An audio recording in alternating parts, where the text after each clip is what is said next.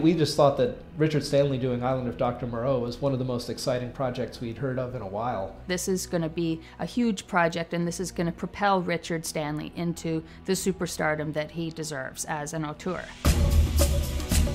It was a script we were extremely confident in, that we thought would be some sort of milestone in the genre. New Line tried in different ways to contain the material.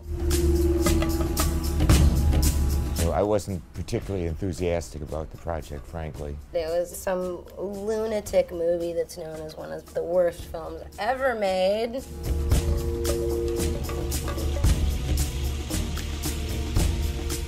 Marlon Brando and Val Kilmer were there to mess with the film as much as possible. I've dealt with some very, very difficult actors in my life, but I have never, ever dealt with somebody like Marlon Brando. He wanted an ice bucket on top of his head. He'd covered himself in white paint. I think that's how the whole mini-me thing developed, of Marlon adopting this little guy. It doesn't matter who directs it. It's not about the vision. It's about the stars. Did you hear about, oh my God, the Richard Stanley climbed into a tree today, it wouldn't come down. He was living and breathing Moreau, and then literally just have that murdered. I think he probably went a bit mad.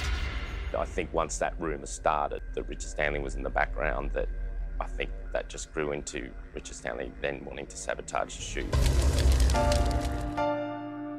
As it went on, it descended into more and more kind of madness. I knew that this was going to be totally insane and that we were going to be hugely lucky if we just finished a film with a beginning, a middle, and an end. Knowing that the odds were stacked against me, I resorted to witchcraft.